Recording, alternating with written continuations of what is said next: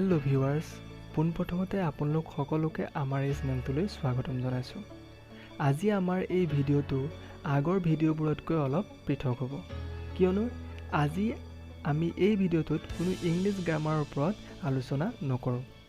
যিহেতু আমি এই চেনেলটো উঠি অহা নৱপ্ৰজন্মৰ সহায়ৰ হকে বনাইছিলোঁ, গতিকে আমি ইয়াত ইংৰাজী গ্ৰামাৰৰ লগতে ভাৰতবৰ্ষ তথা অসমৰ কিছু মহান ব্যক্তিয়ে কোৱা উক্তিৰ ওপৰত আমি ইয়াত আলোচনা আগবঢ়াম বুলি ভাবিছোঁ। আজিৰ ভিডিঅ'টো আমি সেই উদ্দেশ্যেই বনাবলৈ আগবাঢ়িছোঁ। আশা কৰোঁ আপোনালোক সকলোৱে ভাল পাব। আজি আমি ভাৰতবৰ্ষৰ গৌৰৱ তথা এনে এক বিৰল ব্যক্তিত্বৰ অধিকাৰী ব্যক্তিৰ ওপৰত বা তেওঁ কোৱা কথাৰ ওপৰত আলোচনা কৰিবলৈ আহিছোঁ, যিখিনিয়ে সকলো ছাত্ৰ ছাত্ৰী তথা যিকোনো মানুহৰ জীৱনত সফলতা অৰ্জনত সহায় কৰিব পাৰে। তেওঁ অন্য কোনো নহয়, আমাৰ সকলোৰে ইনস্পিৰেশ্যন, আমাৰ সকলোৰে মটিভেশ্যন আৰু আমাৰ সকলোৰে গৌৰৱ doctor APJ Abdul Kalam sir. গতিকে আহক আজি আমি তেওঁ কোৱা কিছু বিখ্যাত উক্তিৰ ওপৰত কিছু সম্যকভাৱে আলোচনা কৰোঁ। অ'কে, আমি ফাৰ্ষ্ট লাইনটো লৈছোঁ যে if you want to shine like a sun, first burn like a San.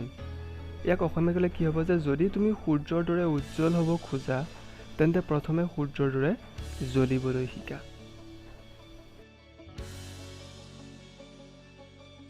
Okay, ইয়াৰ মানে কি, ইয়াত যিটো সূৰ্য বুলি কৈছে কালাম ছাৰে, তাৰ মানে কি যে সূৰ্য মানে আমাৰ সমাজত থকা প্ৰতিষ্ঠিত ব্যক্তিসকলক কৈছে যে যিসকল আজি ছাকচেছফুল। আমি তেওঁলোকৰ সেই প্ৰতিষ্ঠিত ৰূপটো বা প্ৰতিষ্ঠিত আজি তেওঁলোকৰ স্থানটো দেখি কওঁ যে এইটো তেওঁলোকৰ ভাগ্যতেই আছিল, এইটো তেওঁলোকৰ কপালৰ খেল। কিন্তু একচুৱেলি সেইটো নহয়। তেওঁলোকৰ যি আমি আজি উজ্জ্বলতা দেখিছোঁ, যি আজি তেওঁলোকৰ প্ৰতিষ্ঠিত ৰূপ দেখিছোঁ, সেইটো কেৱল ভাগ্যৰ খেল নহয় বা ভাগ্যৰ কাৰণত হোৱা নাই। আমি তেওঁলোকৰ আজি সেই উজ্জ্বলতাটোক নহয়, তেওঁলোকৰ সেই 10 বছৰ পিছৰ যিখিনি ষ্ট্ৰাগল, যিখিনি তেওঁলোকে নিজকে পুৰিছিল আজি সেই উজ্জ্বলতা পাবৰ কাৰণে, সেইখিনি আমি প্ৰথমতে শিকিব লাগিব। যে তেওঁ আজি এই স্থানটো পাইছেহি, তাৰ 10 বছৰ আগত তেওঁ কি আছিল, তেওঁ কি ধৰণে কষ্ট কৰিছিল, প্ৰথমতে আমি সেইখিনি শিকিব লাগিব। আৰু এই লাইনটোৱে আমাক সেইখিনি বুজাইছে।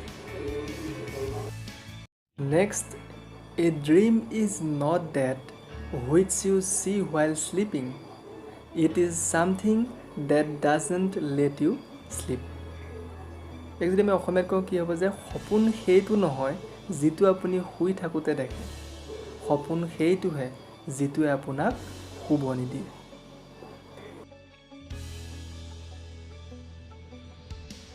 অ'কে, ইয়াৰ মানে কি যে ইয়াত সপোন মানে আমাৰ লক্ষ্যটোক বুজাইছে যে আমাৰ সকলোৰে কিছুমান জীৱনত লক্ষ্য থাকে, কিন্তু আমি কি কৰোঁ যে আমাৰ লক্ষ্যবিলাক আমি নিৰ্ধাৰণ কৰোঁতে বহুত ক্ষেত্ৰত ভুল কৰোঁ। যে আমাৰ ইণ্টাৰেষ্ট আছে ক'ৰবাত আৰু আমি নিজৰ লক্ষ্যটোক নিৰ্ধাৰিত কৰিছোঁ বেলেগ জেগাত। গতিকে সেনেকুৱা ক্ষেত্ৰত কি হয় যে আমি সেই লক্ষ্যত উপনীত হওঁতে আমি বহুত কষ্ট কৰাৰ নিচিনা লাগে, কিয়নো আমি সেই কামটোৰ প্ৰতি আমাৰ কোনো ইণ্টাৰেষ্টেই নাই। কিন্তু যিটো কামৰ বস্তুত আমাৰ ইণ্টাৰেষ্ট থাকে, সেইটোত আমাৰ কেতিয়াও দুখ ভাগৰ একো নাহে। যেনেকৈ ছাপ'জ ধৰি লওক কাৰোবাই গেম খেলি ভাল পায়, তেতিয়াহ'লে তাৰ সেই গেম খেলি থাকোঁতে তাৰ কেতিয়াও দুখ ভাগৰ আহিবই নোৱাৰে, তাৰ টোপনি আহিব নোৱাৰে। কিন্তু যেতিয়া সি সেই গেমৰ ঠাইত তাক যদি পঢ়া শুনাত লগাই দিয়া যায়, তেতিয়াহ'লে সি তাৰ কি হ'ব, আধা ঘণ্টা 1 ঘণ্টাৰ ভিতৰতে তাৰ টোপনি আহি যাব। গতিকে তাৰ মানে কি যে এই লাইনটোৱে সেইটো কৈছে যে সপোন সেইটো নহয় যিটো আমি শুই পেলাই দেখোঁ, সপোন সেইটোহে যিটোৱে আমাক কি কৰিব নিদিয়ে, শুবলৈ নিদিয়ে। গতিকে তোমাৰ লক্ষ্য যদি ঠিকে আছে, তোমাৰ যদি সেই কামটো যদি পেশ্যন আছে, তুমি কৰি ভাল পোৱা, তোমাৰ ইণ্টাৰেষ্ট আছে, তেতিয়াহ'লে সেই কামটো পূৰ্ণ নোহোৱালৈকে বা সেই লক্ষ্যত উপনীত নোহোৱালৈকে তুমি কেতিয়াও শুব নোৱাৰিবা। তোমাৰ দুখ ভাগৰ, শুব নোৱাৰিবা মানে কি, তোমাৰ দুখ ভাগৰ টোপনি একো নাইকিয়া হৈ যাব। কেৱল তোমাৰ উদ্দেশ্য কি থাকিব, যে যিটো তোমাৰ লক্ষ্য সেইটোত উপনীত হোৱাটোৱে হৈছে তোমাৰ উদ্দেশ্য। নেক্সট তেওঁ কি কৈছে যে confidence and hard work is the best medicine to kill the disease called failure. ইয়াক যদি আমি অসমীয়াত কওঁ কি হ'ব যে অসফলতা নামৰ ৰোগৰ বাবে আত্মবিশ্বাস আৰু কঠোৰ পৰিশ্ৰমেই আটাইতকৈ শ্ৰেষ্ঠ ঔষধ। ইয়াৰ মানে কি যে সফলতা যদি জীৱনত অৰ্জন কৰিব বিচাৰিছা তেতিয়াহ'লে তোমাৰ নিজৰ ওপৰত বিশ্বাস থাকিব লাগিব, নিজৰ ওপৰত কনফিডেন্স থাকিব লাগিব। যদি তুমি নিজকে যদি বিশ্বাস কৰিব নোৱাৰা তেতিয়াহ'লে বেলেগে তোমাৰ ওপৰত কেনেকৈ বিশ্বাস কৰিব। যিকোনো এটা ব্যৱসায় হওক, তুমি যিকোনো জেগাতে যোৱা, যিকোনো অফিচ যোৱা, যিকোনো জবত যোৱা, তোমাৰ নিজৰ ওপৰত যদি তোমাৰ কনফিডেন্স নাই তেতিয়াহ'লে তুমি বেলেগক কি ধৰণে কিবা এটা কাম কৰি দিবা। সেইকাৰণে প্ৰথমতে আমি সফল হোৱাৰ আগত আমি নিজক বিশ্বাস কৰিব লাগিব যে বেলেগে যিয়ে কৰি নাথাকক মই এইটো কাম কৰিব পাৰিমেই। গতিকে নিজৰ ওপৰত যদি আমাৰ বিশ্বাসটো থাকে আৰু যদি আমি হাৰ্ড ৱৰ্ক কৰোঁ, যদি কষ্ট কৰোঁ তেতিয়াহ'লে আমি সফলতা হ'মেই আৰু অসফলতা কেতিয়াও আমাৰ বেমাৰ হ'ব নোৱাৰে। ইয়াত এইটোৱে বুজাইছে। নেক্সট তেওঁ কি কৈছে যে small aim is a crime, have great aim. ইয়াক অসমীয়াত ক'লে কি হ'ব যে সৰু লক্ষ্য একোটা অপৰাধৰ দৰে, গতিকে লক্ষ্য সদায় মহান হোৱা উচিত। ইয়াৰ মানে কি যে নিজকে সদায় এটা ডাঙৰ টাৰ্গেট দিব লাগে। সদায় যদি আমি সৰু লক্ষ্য ৰাখোঁ তেতিয়াহ'লে কি হয় যে আমি সেই সৰু লক্ষ্যটোত উপনীত হোৱাৰ পিছত আমাৰ কি হয় যে আমাৰ জীৱনত আৰু কৰিবলৈ একো নাথাকে আৰু আমি কি কৰোঁ তেতিয়া সেই সৰু লক্ষ্যটোত উপনীত হৈ আমাৰ মনত কি আহে, অহংকাৰ আহে। গতিকে সেইকাৰণে কৈছে যে নিজকে সদায় ডাঙৰ এটা এইম দিয়া, ডাঙৰ টাৰ্গেট দিয়া, যাতে তুমি সেই লক্ষ্যটোত উপনীত হ'লে তুমি নিজকে কি কৰিব পাৰা, গৌৰৱ কৰিব পাৰা আৰু 10জনে তোমাক কি কৰিব যে 10জনৰ উপকাৰ হ'ব।